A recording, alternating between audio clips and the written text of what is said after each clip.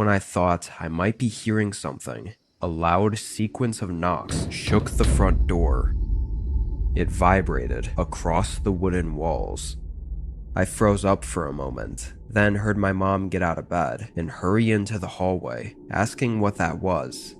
I was standing up at this point, knowing something was wrong, but told her someone was at the door.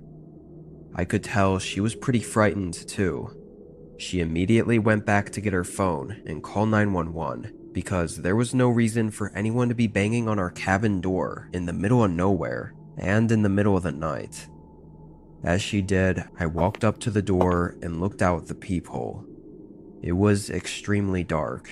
There were no porch lights or anything, but I could see the basic figure of a man standing fairly close, just staring ahead at the door.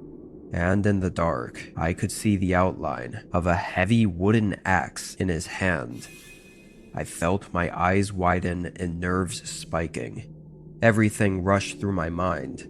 I tried to think of any reason this wasn't what it looked like maybe he needed help or was lost, or I don't know.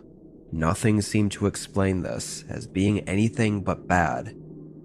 The man banged on the door several more times as my mom was on the phone with an operator. They never spoke though, stating any excuse for them being here. They just aggressively knocked on the door. In the heat of the moment, it was hard to tell how much time passed. It felt like forever though. But then he did what we were all terrified of. One loud crack slammed into the door, and the slightest bit of the metal axe pierced through the wood. At that point, we all ran into the farthest room and locked ourselves in. We heard more hits against the door, but only 4 or 5 before they stopped.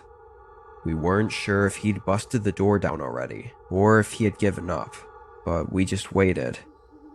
It took just under 15 minutes for the first officer to arrive to the cabin, which was honestly quicker than expected, given how far out we were.